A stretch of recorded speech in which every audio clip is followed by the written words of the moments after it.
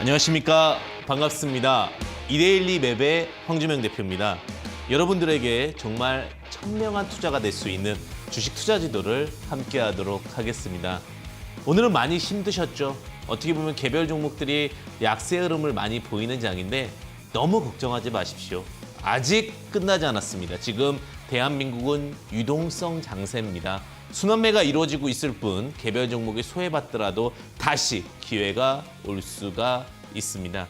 오늘 다양한 이슈와 다양한 모멘텀 참 많고 많았는데요. 개인 투자자분들 내가 오늘 소외받았다 해서 시장에서 지금 두려워할 장세는 아닙니다. 사실 오늘 왜 빠졌냐에 대한 고민은 분명히 있으셔야 될 것 같습니다. 정확한 진단이 결국은 수익에 연결이 된다고 보시면 될 것 같습니다. 사실 저녁장이었습니다. 어제 저녁장부터 유가가 흔들리기 시작을 했습니다. 유가가 제가 $40, $45 선부터는 또 어려울 수 있다고 그랬죠. 저는 항상 다른 시점이 아니라 정상적인 시점에 대해서 이야기를 드려요. 우리가 결국은 모든 걸 잘하려면요. 정상적인 시점이 필요해요. 특이한 시점은 돋보일 수 있겠지만 돋보인다고 해서 돈을 버는 게 아니에요. 기본 베이스만 잘하셔도 돈을 버실 수 있습니다. 유가는 이제 $45가 되면 어떠한 개별적인 흐름들에 대해서 긍정적인 이슈가 많이 나와야 돼요. 근데 아직 시장에서 그렇게 나오기에는 다소 부담스럽죠. 특히 코로나 재유행에 대한 이야기가 나오면서 유가가 하락을 하게 됩니다. 왜? 공장이 다시 안 돌아갈 수 있다는 우려감 때문에.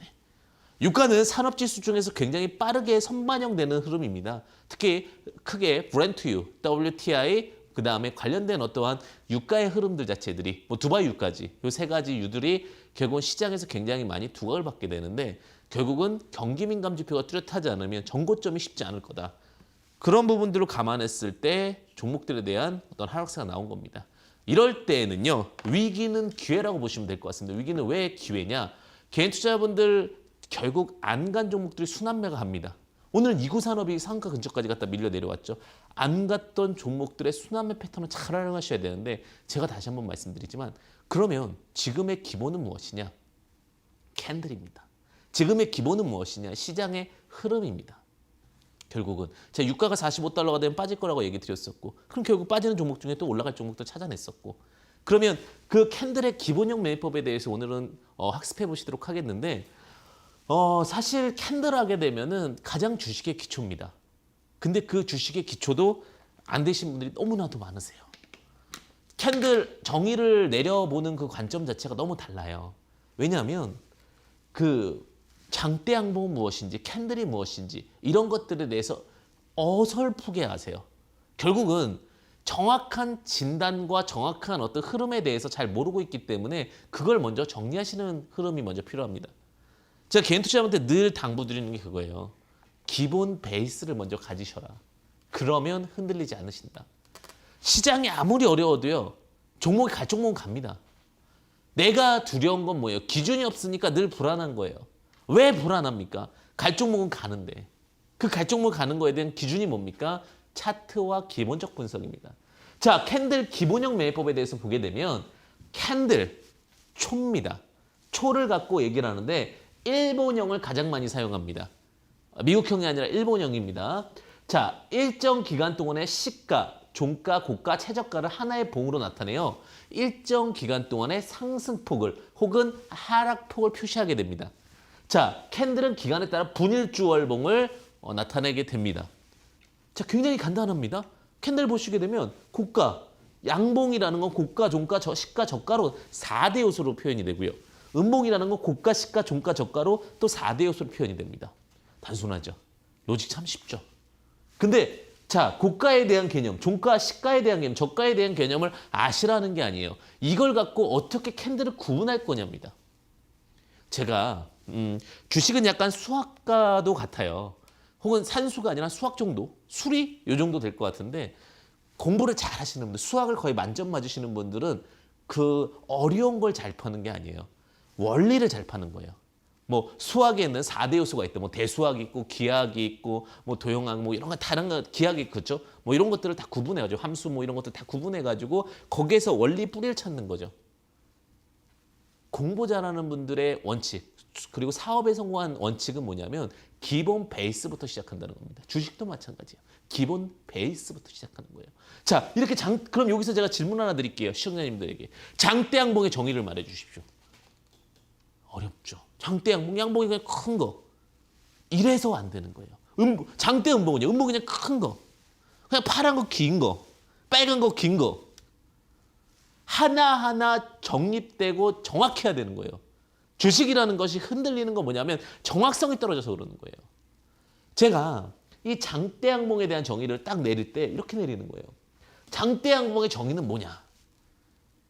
이런 게 사실은 정말 필요한 거거든요. 그런데 대부분의 서적과 대부분의 방송에서 이런 기본 베이스가 없습니다. 그냥 장대양봉이래요. 장대양봉이래요. 근데 그게 뭔데 대체? 그거에 대한 정의를 오늘 여러분들과 함께 하도록 하겠습니다. 장대양봉, 크게 세력주와 개판주로 나눠집니다. 세력주라는 표현은 좀 좋지 않을 수 있어요. 그래서 뭐 매집주라고도 제가 표현할 수 있을 것 같습니다. 근데 그냥 통상적으로 많이 하는 게 변동성이 큰 거를 그냥 그렇게 제가 얘기를 하겠습니다. 외국인, 기관 수급이 없는 종목을 우리는 매집주라고 부릅니다. 자, 매집주. 근데 요거를 제가 딱 정의를 내리는 거예요.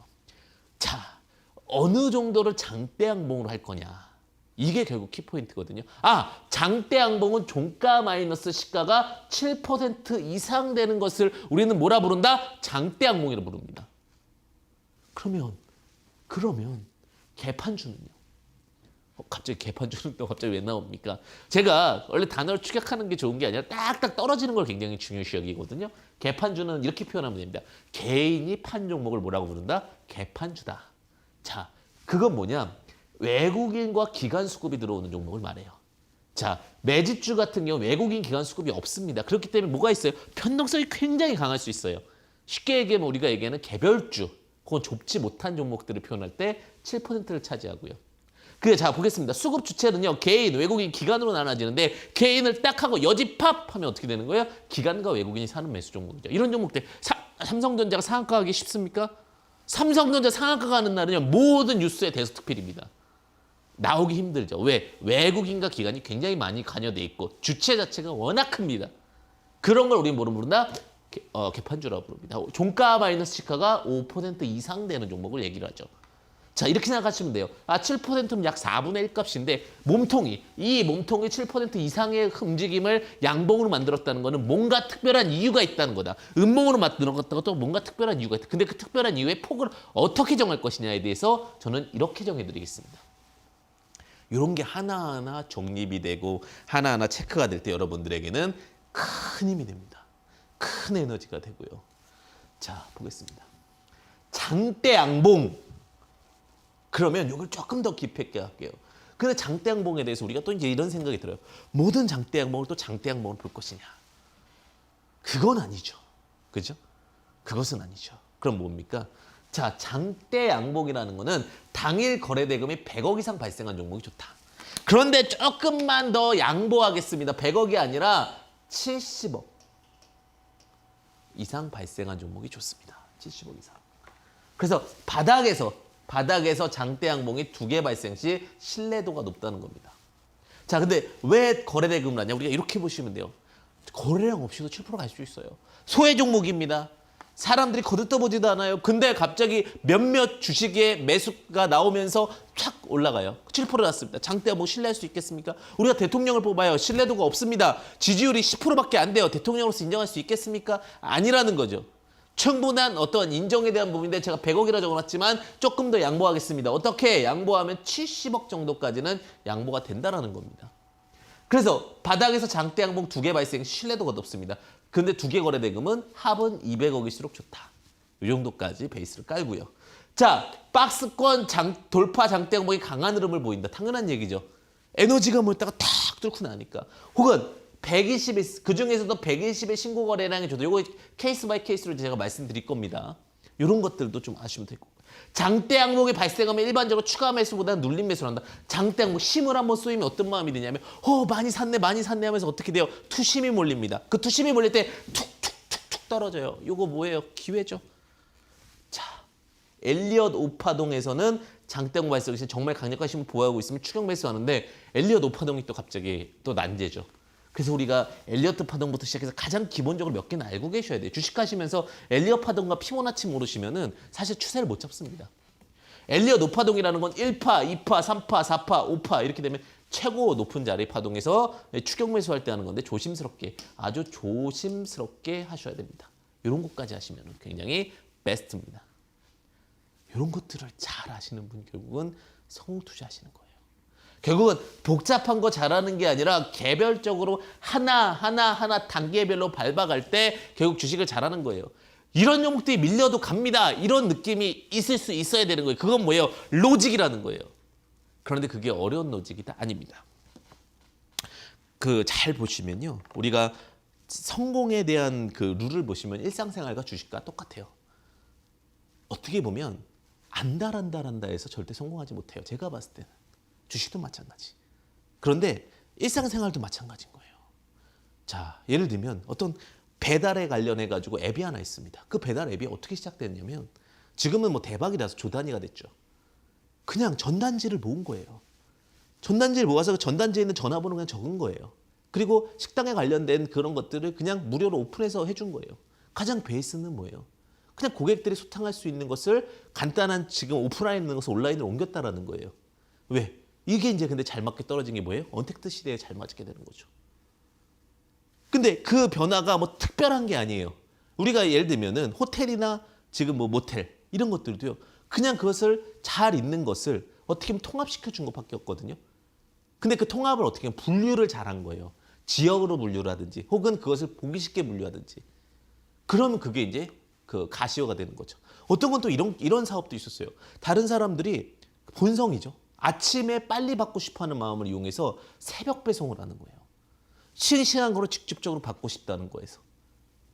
뭐예요? 간단한 것들에 대한 로직이죠. 특별한 게 아니죠. 그런데 그 회사들의 가치는 무궁무진합니다. 주식을 잘하려면요. 주식을 성공하고 싶으시면요. 복잡한 건 아니에요. 가장 기본적인 것부터 정리가 되셔야 돼요. 그리고 나서 거기서 확장을 해야 되는 겁니다. 그런데 대부분이요.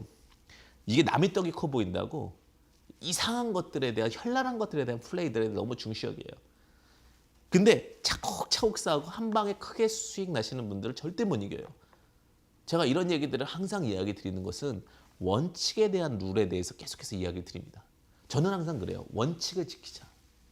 그러면 거기서 급등이 나오고 장대양봉이 나오고 상한가가 나오는 거예요. 제가 이구산업이라는 종목을 말씀드릴 때도 그냥 거래량이 없는데 이렇게 횡보하는 거예요. 근데 갑자기 거래량이 나온 건 뭐예요? 매집에 대한 이해도가 있었죠.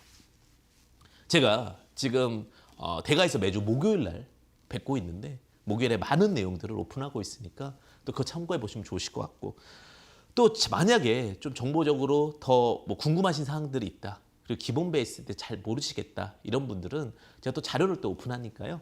그런 부분들은 노란톡입니다. 노란톡 오프 채팅방에 황주명이라고 이렇게 검색하시면 돼요. 그래서 노란톡 오프 채팅방에 황주명 검색하시면 다양한 자료들을 제가 또 여러분들과 함께 하겠고요.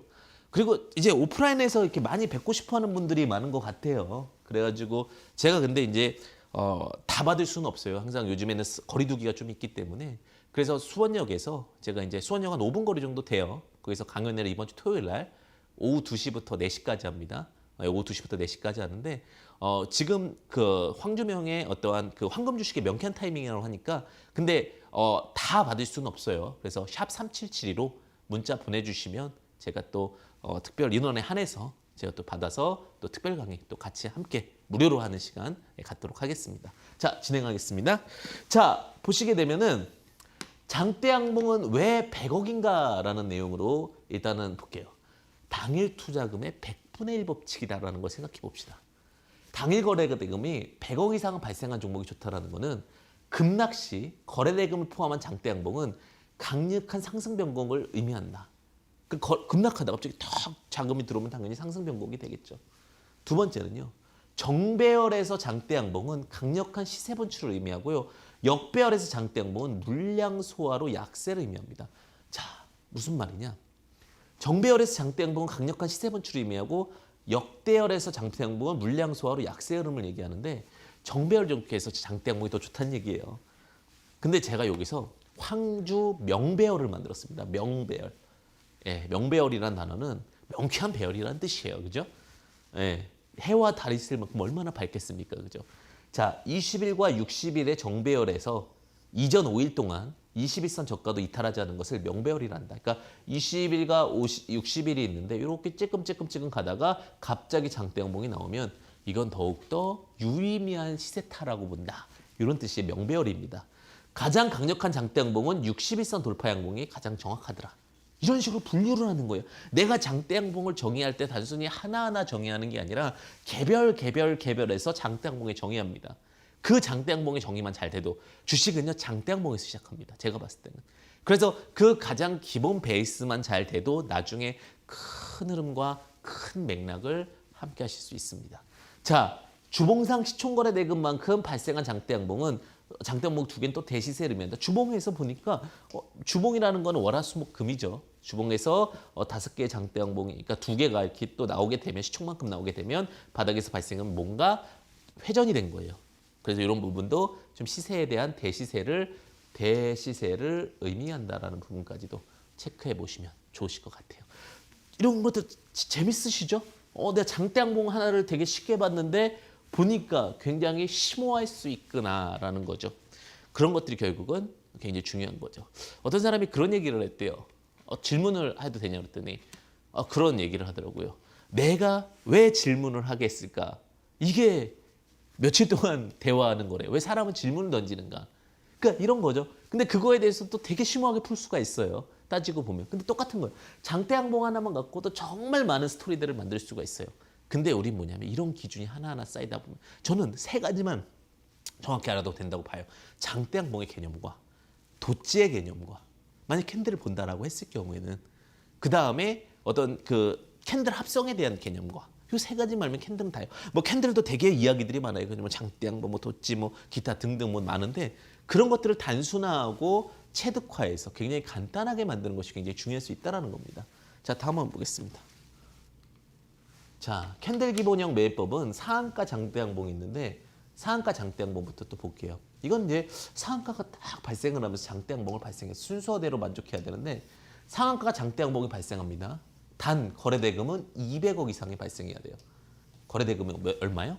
200억 이상. 5천억 이하 종목이 좋습니다. 자, 5천억 이하 종목. 왜 시총이 높은 거는 별로 안 좋습니까? 자금이 많이 들잖아요. 그죠? 우리가 예를 들면 1조짜리가 상한가 하려면 1조 3천억, 3천억이 필요한 거예요.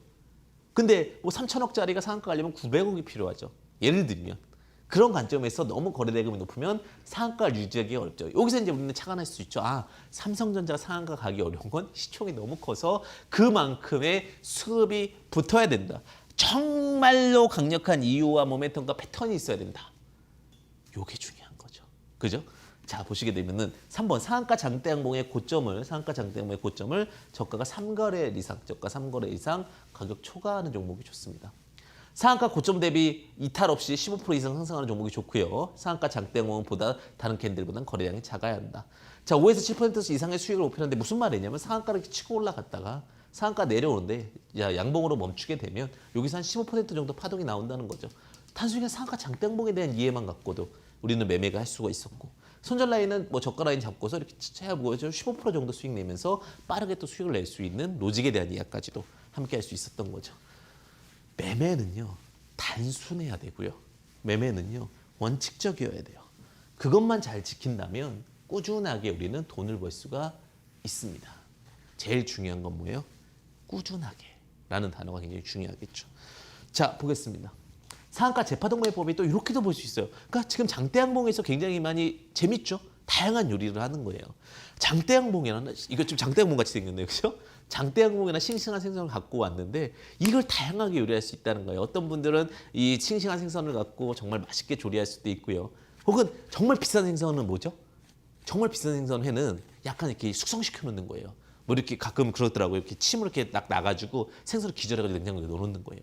그 다시 깨워가지고 그죠? 딱 해주면 이거 굉장히 고급 생선이잖아요. 그죠? 근데 그런 것처럼 어떠한 눌림을 이용해서 숙성을 시켜서 수익을 낼 수도 있고요. 그 다음에 뭐 매매 패턴에 대해서는 다양하게 진행할 수 있겠지만 그러한 어떤 과정부터 재료는 똑같지만 그 재료를 요리하는 스타일. 그게 뭐예요? 매매 기법이라는 거죠. 그래서 오늘 그 매매 기법에 대해서 구체적으로 계속해서 논의드리는데 상한가 장대 양봉의 중가 매매라는 게 있어요. 아까는 고가 매매였어요. 고가 매매 뭐였어요? 여기 딱 양봉 잡는 거를 이제 고가 매매고 중가 매매, 중심 가격 매매. 상한가 장대홍이 발생하는데 거래 대금 200억 이상 발생, 5천억 이하 종목을 진행합니다. 자, 가격 이동평균선은 50, 21선이 세팅이 되는데 중가 자리와 맞는 이동평균선 지지 라인을 봅니다. 중가 자리와 맞는 중심가격과 맞는 이동평균선 뭐예요? 21선. 친구네요, 그죠? 탁. 자, 돌다리도 두들겨보고 건너라. 두 번의 체킹이 있었어요. 깔끔하게. 저 이런 거 너무 좋아해요. 두 번의 체킹. 자, 거래량 없이 하락하면 매수 포지션이 되고요. 5에서 7% 수익에 목표로 한다. 지금 제가 말씀드린 건 단기 트레이딩에 대한 부분이에요. 상한가와 20%가 딱 21선이 맞았을 때 여기서 딱 찍고 돌아서면 어떻게 돼요? 빵 치고 올라갈 수 있는 거예요. 이게 주식이죠. 전 너무 이런 것들에 대해서 단순한 논리지만 참 좋습니다. 불확실성에 있을 때는 제가 자신감이 많이 없었어요. 그러니까 그런 것 같아요. 제가 이런 것들이 정리되기 전까지는 지금은 자신감이 있거든요, 사실은. 그 자신감은 뭐예요? 이런 정리 하나하나가 됐을 때 그거에 대해서 좀 하락을 할 수 있죠. 신이 아닌 이상 주식을 다 맞추는 것은 어려워요. 그러나 하락을 하더라도 이런 어떤 로직대로 들어갔다면 다시 반등이 나올 걸 예측할 수 있고 그다음에 두렵지 않죠. 지금 여러분들이 주식이 두려운 이유는 무엇입니까? 여러분들이 늘 초조한 이유는 무엇입니까? 확실하게 정리가 되지 않아서입니다. 그래서 저는 늘 말씀드립니다. 확실하게 정리되시라고. 그 확실한 것을 어렵게 찾지 마시고 기본부터 하시라고. 그 기본이 뭡니까? 오늘 여러분들과 함께 할 장대 양봉입니다. 밀림이 어떻습니까? 다시 돌아올 것, 더 많이 갈 것을 알면 되는데 그것이 뭡니까? 기본 로직입니다. 자, 그 다음 보겠습니다. 자, 오늘 그럼 중가 파동까지 이제 같이 보았고요. 그 다음 패턴에 대해서 좀 같이 보도록 하겠습니다. 자, 상한가 파동 매매 이제 저가 매매까지 갑니다. 저기 바닥에 떼서 저가죠. 자, 상한가 파동의 저가면 이제 고가, 중가, 정가 어떻게 돼요? 분류를 하는 겁니다. 어떻게 내가 공략할 것인가, 고가 매매는 어떻게 할 것인가, 중가 매매는 어떻게 할 것인가, 저가 매매는 어떻게 할 것인가, 이거에 대한 분류가 결국 여러분들의 성공 투자의 원칙이 될 수가 있습니다. 자, 저가 매매 순서대로 만족해야 됩니다. 상한가 장대 양봉 하단에서 발생하는데 단 거래 대금이 200억 이상 발생합니다. 5천억 이하 종목 기준으로 진행을 합니다. 21선과 61선을 세팅합니다. 21선과 61선을 세팅을 하고요. 상한가 하단부와 21선, 61선이 만나는 자리를 체크합니다. 자, 제가 자꾸 그러죠. 공통적으로 만나는 자리를 집중하시라. 중간 자리에서 여기는 이동평균선이 없으니까 이런 자리나 이런 자리, 결국은 하단부와 같이 일치되는 자리에서 뭐가 나온다는 거예요? 급등이 나온다는 겁니다. 자, 그러면 5에서 7% 이상의 수익. 제가 지금 단타 정도인데 3%, 30%도 가능하죠. 왜? 저가기 때문에 부담이 없어요. 딱 포인트 보면 여기서도 단타를 잡을 수 있었고 여기서도 단타를 잡을 수 있었는데 당연히 나중에는 탁 튀어 올라오면서 주가 상승이 나올 수가 있겠죠. 자, 그래서 여기서 이렇게 이런 파동들이 딱딱 찍혀 들어오니까 저가랑 61선 근저니까 이런 데서 매수 포지션 잡으면 당연히 수익적인 로직들이 발생을 할 수가 있다라는 겁니다. 좀 캔들 자 보세요. 장대 양봉이라는 개념에서 상한가라는 개념으로 또 분류가 됐고 고가, 중가, 저가로 됐죠. 우리가 그런 얘기를 해요. 제가 이제 그런 부분들 어떤 일의 정리에 있어서 가장 중요한 거는 분류예요, 분류. 그러니까 우리가 사람은 항상 모든 걸 다 기억할 수 없어요. 그래서 이제 통계를 냈대요. 어떤 사람들이 좀 더 성과가 좋은지를 분석을 해보니까 원래 뛰어났던 사람들 배제하고 원래 뛰어난 건 어쩔 수 없어요. 이건 어쩔 수 없는데 그냥 평범한 사람들의 분류를 해보니 어떤 분류가 되느냐. 자, 처음에 이렇게 잡히더라고요. 자, 어떠한 특정 부분들을 찾고 머릿속에 분류를 시켜서 방을 만드는 겁니다. 그래서 너는 A라는 방에 들어가고 B라는 방에 들어가고 C라는 방에 들어가고 그 A라는 방에서 또 구분을 하는 거예요. 그래서 내가 매매를 할 때도 마찬가지예요. 어떤 기본에서 시작해서 이게 암기식으로 돼야 되겠죠. 자연스럽게. 그러면 A방에 들어갔을 때 A방은 어떻게 분류가 될 건지에 대한 부분. B라는 방에 들어갔을 때는 어떻게 분류가 될 건지. 이게 로직이 생기면요. 이런 부분들이 딱딱딱 맞으면서 매매가 극대화되는 거예요. 지금도 우리가 잘 생각해보면요. 장대양봉이라는 데에서 상한가라는 데를 들어온 거죠. 상한가라는 데를 들어오고 나서는 고가, 중가, 저가 매매법으로 들어온 거죠. 정리가 되시는 거죠, 지금? 근데 만약에 그때 제가 강의를 아무리 듣고도 이해가 안 되는 건 이런 정리 로직들이 좀 안 돼서 그런 거예요. 그래서 제가 주식 매매법을 공부하시고 이럴 때는 항상 정리하시라는 얘기 되게 많이 해요. 정리하셔라. 라는 부분을 참 많이 이야기 드립니다. 자, 보겠습니다. 그다음 또 볼게요. 신고가 상한가 장대 양봉이라는 거죠. 마지막 이제 그 패턴이 다른 거죠. 이제는 상한가 중에서도 이제 신고가 상한가는 고가, 중가, 저가가 아니에요. 새로운 그 흐름이죠, 그죠? 자, 200억 이상 신고가 상한가 장대 양봉 발생하는데 조금 더 이거는 크게 쓰겠습니다. 굉장히 많은 물량을 소화한 장대 양봉인데 5일선 가중, 5일선 저가가 분할 매수다. 이거 HTS 가능하세요? 5일선 가중과 5일선 저가 매매. 만약 이거 잘 모르시겠다고 하면은 제가 이런 것들은 제가 올려드릴 수 있을 것 같아요. 자, 그 노란톡에 오픈 채팅방입니다. 황주명 검색하셔서 오시면 이런 것들은 제가 좀 올려놓게요. 그래서 5일선 가중은 어떻게 하는 건지, 5일선 저가는 어떻게 하는 건지를 좀 올려놓겠습니다. 제가 많이 쓰는 방법 중에 하나이기 때문에 좀 체크해 볼 수 있는 부분일 것 같아요. 물론 개인 투자분들은 하실 수 있겠지만 그래도 기본적인 로직들을 좀 알고 가시면 좋겠죠.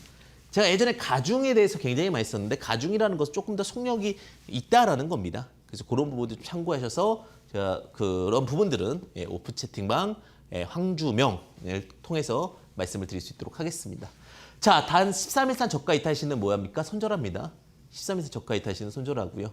눌림 조정 시 거래량이 줄어들면서 하락해야 된다. 당연한 거죠. 눌릴 때 잘 보시면 이런 거예요. 지금 4개 만들었죠. 5일선 가중, 5일선 저가 이렇게 쭉쭉쭉 내려올 때 들어가서 다시 이렇게 수익 내는 거죠. 이런 게 뭐예요? 참 재밌어요. 주식이라는 게.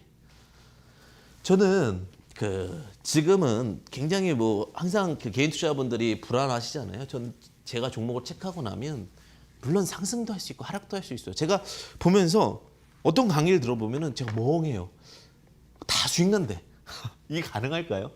저는 그건 아니라고 봐요. 다만 어느 원칙에 대해서 딱 정립이 되면 마음이 이렇게 편안해지는 순간이 있어요. 그러면서 딱 시간이 지나고 나면 그런 것들이 따박따박 50%, 100%, 200% 이렇게 수익이 나는 것이 굉장히 중요할 수 있겠죠. 그래서 이러한 로직들을 가지고 여러분들과 함께 보는 것이 굉장히 중요할 수 있다라는 겁니다. 자, 그리고 제일 중요한 건 뭐예요? 신용이 높은 종목은 피하시는 게 좋다. 신용장고율은 5% 이하 종목이 좋습니다. 자, 그 다음 종목도 보도록 할게요. 그 다음 패턴 보도록 할게요. 자, 그런데 또 하나 뭐냐면 강력 상한가 발생 후 이번엔 또 뭐예요? 지금 상한가로 계속 밀고 나가는 거예요. 제일 좋아하는 게 뭐예요? 장대양봉 상한가잖아요. 그죠? 박스권 매매는 어떻게 해야 되냐? 자, 엔빌로프 상반 돌파 상한가 발생 포지션을 봐야 되고요.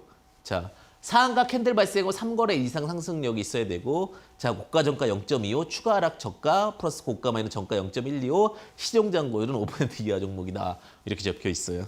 우리가 이제 엔빌로프 상단 돌파라는 것들은 사실은 굉장히 어려운 개념 쪽에 속하죠. 잠시만 짧게 설명드릴게요. 엔빌로프라는 것은 사실 국내 한국어로 풀게 되면은 이제 봉투라는 뜻입니다. 봉투. 네. 봉투라는 뜻이고 그 봉투의 상단을 돌파하게 되면 상한가가 발생을 합니다. 예. 그러면 상한가 캔들 발생 후 3거래일이 상승하는 힘이 굉장히 중요할 수가 있을 것 같고요. 자, 3거래일의 저가 플러스 고가 저가 마이너스 0.25는 뭐냐면 간단한 거예요, 그냥. 자, 3거래일 이렇게 상승을 한 다음에 구분을 하는 거죠. n분의 1로. 그래서 저가가 여기잖아요. 그래서 저가에서 자, 25% 상승한 거 요 구간이에요, 요 구간. 요 구간에서 매수할 수 있다라는 거죠.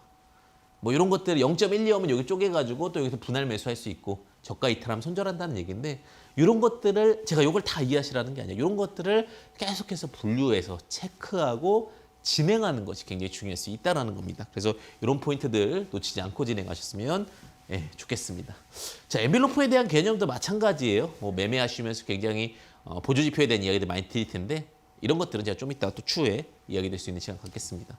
자, 다음 포인트 보겠습니다. 자, 눌림 매매 이용에 대해서 이야기를 드렸는데 상거래일 이후 상승 고점이 올라가면 재분할한다라는 겁니다. 그래서 단 상한가 거래량보다 이 하락할 때는 항상 뭐예요? 거래량 감소. 장중 저가 이탈 시 50% 선절, 종가 저가 이탈 시 25% 선절. 상한가 중시값에서 추가 25% 매수인데 자, 무슨 말이냐면 자, 상가 갔죠. 그죠? 상가 하고 나서 3거래일 이후 하나, 둘, 셋, 3거래일 이후 상승 고점이 올라간다라는 건 뭐예요? 요거 대비 이제 슬슬 올라가는 그림이 나온다면 자, 50% 손절 잡고서 장중 저가 이탈 시 50% 손절 잡고서 접근한다는 얘기입니다. 그래서 뭐 매매 포인트적으로는 결국은 n분의 1을 해서 간단한 건 25%에서 매수한다는 얘기고요. 요 3분할 할 때 이게 자꾸 올라가야 되는 게 좋다라는 거고요. 이런 로직들을 좀 이해하시면 매매하시는데 크게 어려움이 없다. 이런 내용이죠. 자, 제가 계속해서 캔들 매매법에 대해서 이야기를 드리는데 요 n분의 1 매매법도 제가 늘 말씀드렸던 거죠. n분의 1 매매법은 어떤 데 말씀드렸죠? 저번 주에도 상한가 파동 매매법 할 때도 말씀드렸지만 간단한 로직이죠. 항상 25%대 매수하는 전략이 굉장히 유효할 수 있다는 것들 말씀드렸다는 거죠. 그리고 저가 이탈 시에 대한 손절에 대한 이야기도 저가 이탈 시는 뭐예요? 요거 이탈 시 손절하라는 얘기죠. 그리고 장중에 이탈하고 그다음에 그 종가 이탈하면 다 25% 손절하고 다시 들어가라는 얘기죠. 제가 그래서 항상 말씀드린 게 뭐예요? 결국은 지금 또 똑같은 로직이에요. 상한가 가고 나서 n분의 1 통해서 어떻게 매매할 것인가. 25% 구간에서 매매한다. 뭐 이런 내용적인 기본 베이스 값입니다. 그리고 손절 라인은 항상 저가 이탈 시 손절한다라는 내용이죠. 자, 그 다음에 자학형 장대 양봉. 이제부터는 상한가는 이제 배제하겠습니다. 상한가 너무 많이 나왔으니까. 이제 상한가 배제하고 다른 캔들 한번 갈게요. 상한가에 대한 부분들은 이제 뭐 말씀드렸다시피 고중저로도 구분을 했고요. 그 다음에 n분의 1로. 그러니까 이렇게 하나 하고요. 그 다음에 또다시 n분의 1 투자법으로 해서 대부분 25% 구간에서 매수하는 전략까지 말씀을 드렸었죠. 근데 장악형 장대양봉에 대한 부분들도 이제 상한가와 함께 좀 볼 수 있는 게 장악형이라는 거에 단어를 좀 생각해 봐야 될 것 같아요. 자, 3.5% 이상 상승해야 된다는 건데 그런 얘기보다는 이렇게 보시면 될 것 같아요. 요 캔들을, 요 이전 캔들을 이게 감싸는 거예요. 장악하는 거예요. 이렇게 몸으로. 그러니까 밑에서 시작했는데 이 원리를 생각하면 참 좋죠. 그러니까 이게 캔들을 굳이 암기하려기보다는 원리를 이해해야지 그 큰 그림이 보이세요. 그러니까 뭐냐면 음봉이 이렇게 나왔어요. 그다음에 이거를 양으로 잡았습니다. 뭐가 됐냐면 아침에 이렇게 뜨고 나서 불안해서 밑으로 빠졌어요. 근데 이 지점까지 다 장악한 거예요. 뭐예요? 이거는 힘이 센 거예요, 안 센 거예요? 굉장히 센 거죠, 힘 자체가. 이러한 로직들의 매매법들이 우리는 굉장히 중요한 거죠. 고가와 저가를 모두 다른 모의통이 장악한다. 시세 반전형으로 상승 시 5일선 기준으로 홀딩한다라고 봤는데, 그러니까 5일선 타고 올라가면 이제는 진행된다라는 거죠. 특히 바닥에서 형성된 신뢰도가 높으며 1000일보다 거래량이 높은 종목이 좋다. 그러면서 이제 뭐 쉽게 얘기하면 황소의 상승장에 대한 흐름을 만들어준다. 그래서 이제 상승 장악형 패턴이라고 얘기를 하죠. 그래서 이제 결국적으로 말씀드리게 되면 이런 장악형이 나오고 나서 상거래를 있다가 바로 이제 급등하는 캔들이 나왔는데 이런 이해도가 굉장히 저는 중요하다고 봅니다. 장대 항목은 어떻게 정의할 건지, 장악형에서 장대 항목은 또 어떻게 정의할 건지, 그리고 매매에 대한 부분들은 또 어떻게 정의할 건지에 대한 부분들까지도 체크해 보시면 좋겠죠. 와, 장대 항목 할 거 정말 많죠. 지금 제가 예시도 못 들어갔어요. 그러니까 장대 항목이 툭 던지면 굉장히 쉬운데 분류하기 시작해서 분류하다 보면 정말 방대해요. 주식이 그래서 심오한 겁니다. 자, 여기다 이제 기본적 분석까지 들어가면 굉장한 양인데요. 그래도 오늘은 장대 항목에 대한 이해는 좀 정확히 체크하고 갑시다. 도찌. 도찌란 단어 많이 들어보셨나요? 도찌. 이제 장대 항목은 끝났습니다. 그죠? 새로운 거 하나만 더 배울게요. 장대 항목 하나, 도찌 하나만 하면 된다고 그랬죠. 그리고 나중에는 합성에 대한 부분까지만 이해하시면 충분하실 것 같은데, 자, 도찌. 힘을 모아서 어디로 보낼지 결정하는 캔들입니다. 도찌 많이 들어보시지 않았어요? 도찌.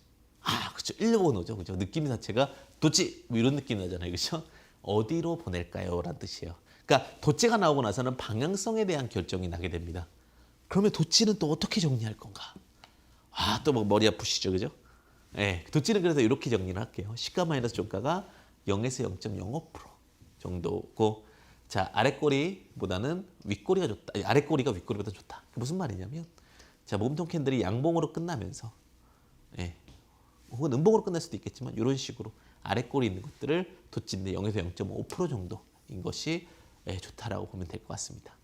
자, 근데 0에서 0.5%인데 도찌는 음의 도찌도 있고 양의 도찌도 있을 수 있잖아요. 그래서 제가 이거는 어떻게 표현하냐? 절대값을 씌우겠습니다. 플러스 마이너스 0에서 0.5% 이렇게 좀 정리하시면은 조금 더 합리적인 값이 되겠죠.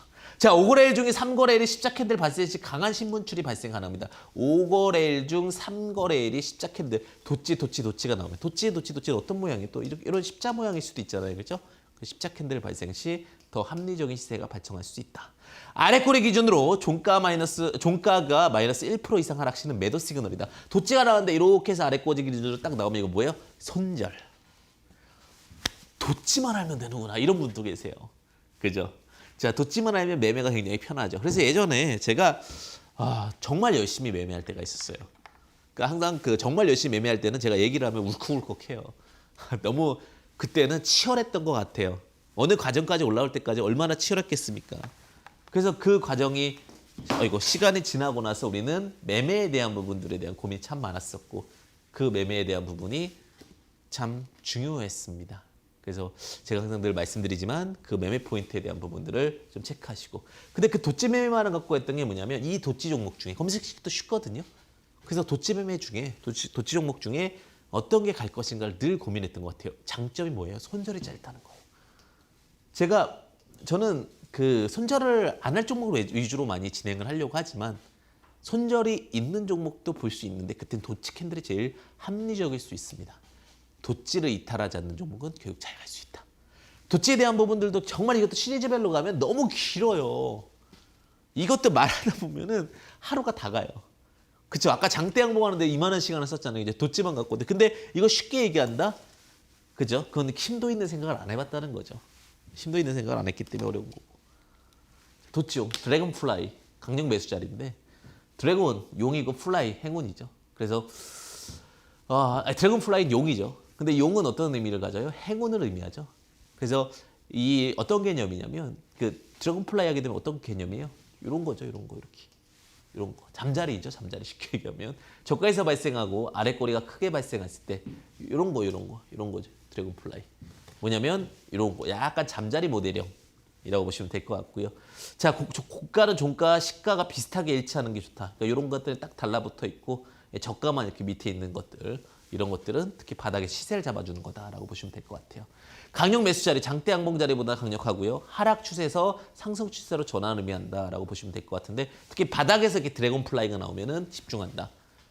그래서 어떤 분들은 그래요. 급락장에서 항상 뭐만 기다려. 탁 목놓으면서 용이 승천하기를, 용이 날아가길 바라면서 드래곤 플라이를 쳤습니다. 드래곤 플라이. 행운을 의미한다. 이렇게 생각하시면 굉장히 간단한 접근이 될 수가 있겠죠. 그래서 도치용 드래곤 플라이에 대한 부분들까지도 좀 이야기를 드렸고요. 이제 도치형에 대한 부분들도 생각해보니까 참 많죠, 그죠? 네, 이것도 생각해볼 게 참 많은 문제예요. 자, 보겠습니다. 다음에 자, 그레이브스톤 이제 강력 매도 자리인데 이름부터가 별로 안 좋아요. 그레이브스톤 무덤이에요, 무덤, 돌무덤. 자, 고가에서 발생한다. 특히 제가 이제 제일 무서워하는 자리이기도 해요. 고가에서 이렇게 그레이브스톤이 발생하면요, 굉장히 위험합니다. 비석 같잖아요, 그죠? 다 비석. 네, 제가 조금 더 리얼하게 그리면 이런 거잖아요, 그죠? 차트가 딱 보기도 별로 안 좋죠. 자, 윗꼬리가 크게 발생 후, 자, 종가, 시가, 뭐 저가는 일치해야 된다. 아까 좀 달라진 게 고가가 일치하는 게 아니라 저가가 일치하기 때문에 그레이브스톤이라고 그래요. 강력 매도 자리는 장대 음봉 자리보다 강력하고 상승 추세에서 하락 추세로 전환을 의미한다. 이런 것들 나오면 뭐 하시라? 대피하셔라. 그럼 여기서 이제 이거를 또 외우면 또 안 되잖아요. 우리 심리적인 과정을 한번 좀 풀어볼까요? 뭐냐면 이제 고점이 왔으니까 개인들이 쫙 싸는 거예요. 쫙 쌌다가 아닌 것 같은 거야. 쫙 파는 거예요. 그러면서 특이한 캔들이 이렇게 되는 거죠. 물론 최악의 캔들이 이렇게 장대 음봉까지 나오는 거지만 그레이브스톤도 굉장히 안 좋습니다. 이런 것도 안 좋습니다. 이런 것도 당연히 안 좋을 거고. 왜냐하면 그때가 이제 뭐예요? 고점까지 올렸다 내려놓는 것은 특히 최고점 자리에서는 굉장히 안 좋은 포인트적인 부분들 중에 하나다. 물론 물량 테스트할 때도 이렇게 하긴 하는데 그 부분에 대해서는 나중에 응용편에서 한 번 더 체크해보면서 말씀드리도록 하겠습니다. 자, 다음 한번 보겠습니다. 자, 캔들 기본형 매매법인데 제가 그냥 그렇게 생각할 수도 있어요. 자, 장대 양봉이 이렇게 발생했어요. 장대 양봉이. 장대 양봉이 발생하고 나서 캔들이 이렇게 저렇게 올라가다가 그럼 딱 보게 되면 어떻게 하면 돼요? 여기잖아요, 여기. 장대 양봉에서 이동평균선 맞는 자리. 그러니까 시가 부근에서 매수하니까 당연히 다시 투자 포인트적으로 주가가 상승을 하게 되는 거예요. 저는 이런 포인트들을 굉장히 중요시 여겨요. 매매를 했을 때 장대 양봉에 대한 이해가 있었고 장대 양봉에 이해가 있는데 내려왔다. 그럼 시초가와 그다음에 이동평균선이 맞는데 펀더멘탈이 죽지 않는다면 다시 한번 턴어라운드가 나오면서 올라갈 수가 있다라는 겁니다. 그런 패턴까지도 보시면 좋으실 것 같고요. 자, 또 볼까요? 자, 이 종목 같은 경우도 마찬가지죠. 이제 제가 매드팩토라는 종목은 제가 워낙 많이 말씀드려가지고 이제 보시게 되면 이런 것들도 이제 이런 관점 이해할 수 있을 것 같아요. 장대 양봉 권리락이 나오긴 했지만 이동평균 이렇게 맞는 자리들 장대 양봉 나오고 나서 패턴이 좋으면 다시 이제 올라가는 이런 케이스가 되겠죠. 제가 그런 얘기 드려요. 지금 뭐 갈만한 종목에 어떤 게 있을까요? 라고 했을 때 물론 제가 매드팩터도 요 구간에서 말씀드렸죠, 그죠? 요 구간에서 말씀드려가지고 지금 이만큼 상승을 보였는데 지금 이제 갈 건 제약바이오 당연히 좋을 수 있는데 그건 선택을 잘해야 되고요. 제가 늘 말씀드리지만 보안에 관련된 부분들이 부각을 받을 것 같아요, 저는. 예, 보안 관련된 종목들은 좀 주목해 보셔야 되지 않을까라는 생각이 들어요. 예, 당연한 부분일 수도 있겠지만 최근에 이제 제약바이오의 이슈는 너무 많이 진행이 되고 있죠. 그럼 그 중에서 이제 보안 관련된 종목들이 무엇이 있을까에 대한 부분들을 이야기 드려야 될 것 같아요. 예전에 한컴퓨디에 대해서는 말씀을 드렸고 좀 잘 갔어요. 근데 제가 지금 이 시장에서 또 하나 좀 주목해 볼 수 있는 것들이 무엇일까 보면은 IA 네트워크스라는 종목도 좀 최근에 눈에 들어오는 것 같아요. 패턴상으로 보게 되면 그럼 이러한 종목들에 대한 부분들은 어떻게 인지를 할 수가 있느냐? 보안 관련된 종목들 중에서 일단은 제가 이제 공인인증서에 대한 폐지 이야기들을 굉장히 많이 말씀을 드리거든요. 공인인증서가 폐지하게 됐을 때 어떤 것들이 갈 수 있을 것인가에 대한 부분이에요. 뭐 많은 종목들이 있을 수 있겠죠. 그러면 그 중에서 이제 IA 네트워크스 같은 경우는 양자역학에 대한 이야기들이 있어요. 양자역학이라는 것은 결국은 이제는 중앙 시스템도 중요하지만 보안에 대해서 굉장히 중요한 건데 삼성전자와 같이 이렇게 좀 어떻게 보면은 같이 휴대폰에 탑재됐던 기술도 있고요. 그 다음에 최근에 이제 나왔던 이야기들을 보게 된다면 보안 이슈 중에서는 조금 더 눈에 띄는 흐름을 좀 보여주고 있어요. 그래서 제약바이오에 대한 이야기도 있겠지만 조금 더 이제 확장을 해본다라고 했을 경우에는 이제 그 다음 갈 것이 무엇일까? 왜냐하면 오늘 특이 케이스가 하나 나왔어요. 어떤 케이스가 나왔냐면 원격 진료가 나왔습니다. 원격 진료가 나오고 나서 그 다음에 뭐가 될 것인가에 또 고민을 해야 돼요. 이게 고민하는 직업이에요, 저희가. 그럼 고민을 또 합니다. 고민을 하는데 그러면 원격 진료 데이터베이스를 갖고 보안이 돼야 되잖아요. 환자에 대해서 어떻게 보면 모든 정보들이 빅데이터로 모집된다는 거는 어떻게 보면 이 사람의 개인신상 정보에 대해서 너무나 많이 노출될 수도 있다는 거예요. 그럼 그런 노출들에 대해서 보안이 돼야 되고 정말 철저한 서버 관리가 돼야 되거든요. 그러면 해킹을 당했을 때, 중앙 서버 해킹을 당했을 때 예전에는 중앙집권적인 서버였기 때문에 그 해킹을 당하면 다 날아갑니다. 예전에 뭐 은행사에서도 그렇게 됐었고 그러다 보니까 이제 블록체인 기술이 발생하면서 지역적인 부분이 구분이 됐고요. 그 다음에 발생됐던 게 뭐예요? 결론적으로는 이제는 뭐 양자역학이라든지 안무가 점점 더 기하급수적으로 증가되는 기술력들 그런 것들이 봤을 때 최근에 양자역학 관련된 종목들이나 혹은 블록체인 관련된 종목들이 다시 한번 움직일 거고 그중에서 좀 덜 올랐던 종목이 IA 네트워크스라든지 이런 종목들 좀 주목해 보셔야 되지 않을까 이렇게 확장할 수도 있다는 겁니다. 그죠? 기본적인 베이스 안에서는 참고해 보실 수 있다라고 보시면 되실 것 같고요. 자, 그래서 이제 제약바이오 얘기하다가 조금 이제 트렌드적인 부분들도 잠시 좀 이야기를 드렸습니다. 자, 그 다음에 이제 뭐 마찬가지죠. 이런 종목들도 상한가 끄고 나서 자, 이런 자리만 오면 딱딱 튀어 올라가죠. 이런 것들은 뭐예요? 상한가 고가 매매에 대한 어떤 흐름이죠. 그 다음에 또 보겠습니다. 자, 이런 종목들 같은 경우도 마찬가지일 것 같아요. 이제 이평 매매에 대한 부분들, 장대 항봉에 대한 부분이지만 거의 대부분 이런 게 가장 기본적인 베이스죠. 박스권 돌파하고 나서 상승 흐름이 나오고 나면은 그다음에 이제 바디템에 들어 진단 키트죠. 그러니까 계속 확장하는 거죠. 진단 키트 다음에 그 다음에 뭐였어요? 진단 키트가 제일 먼저 움직였고 치료제가 움직였잖아요. 치료제가 움직이고 나니까 사람이 이제 안 볼 수 있는 게 뭘까? 원격 진료죠. 원격 진료가 움직인 다음에 뭐예요? 다시 보안 섹터일 가능성이 크다는 거죠. 이런 식의 어떤 메커니즘도 굉장히 중요할 수 있습니다. 그래서 이런 흐름에서 딱 투자 포인트 보고서 이것도 올라가는 상승 포인트까지도 좀 체크해 볼 수 있지 않을까 하는 생각이 들고요. 자, 바디템에 들어서 이렇게 상한가 시가 나오고 나서 이런 시가 놀림에서 진행을 했습니다. 자, 그 다음에 이제 투자사, 뭐 SB 인베스트먼트도 거의 최근에 제약바이오들인데 상한가 가고 나서 기다리면 시가 부근 내려오고 시가가 부근 그래서 이동평균선 만나는 자리가 뭐예요? 항상 이런 자리들이 다시 치고 올라가는 자리가 된다는 겁니다. 이런 포인트들 좀 체크해 주시면 감사하겠고요. 자, 다음 포인트 보겠습니다. 다음 포인트 보게 되면 자, 지금 한일단조 같은 경우는 전쟁 관련된 종목인데 전쟁 관련된 종목도 마찬가지죠. 자, 이런 데가 투자 포인트, 거래량이 어디서 발생했는지에 대한 부분. 거래량이 발생하고 나서 시가 부근 혹은 이동평균선 21선이라든 61선 눌림 자리 다 똑같죠, 주식이라는 게. 그러니까 만약에 도치 부근에서도 마찬가지고 여기 그레이브스톤이잖아요. 그레이브스톤인데 이런 거잖아요. 근데 이게 넓게 되면 더 위험하다. 이런데 당연히 매도를 해야죠. 근데 여기서 이제 또 들고 있는 건 정말 안 되는 거잖아요, 어떻게 보면. 그러니까 배웠던 캔들만 갖고도 지금 응용이 되면서 매매에 대해서 확산이 되는 겁니다. 자, 그래서 이러한 부분들을 잘 분류하시고 잘 적용하시면은 크게 어렵지 않다라는 겁니다. 자, 여기서 이제 뭐 더 확장한다면은 뭐 기본적인 차트에 대한 이해도가 필요할 거고 그래브스톤이라든지 이런 부분들이 필요할 건데 작업할 때 도찌는 크게 두 가지만 알면 돼요. 어떤 거? 예, 드래곤플라이와 그레이브스톤만 알면 됩니다. 그거에 대한 확장들은 제가 말씀드렸죠. 더 있지 않나요? 궁금해요. 이러신 분들 혹은 더 많은 자료들을 바라시는 분들은 어쩔 수 없어요. 제가 시간이 많지 않기 때문에. 그런데 항상 응원 드리는 거 아시죠? 저만큼 이제 정보나 자료들 많이 드리려고 하는 분들은 많지 않을까라고 속으로 또 자부를 하고 있습니다.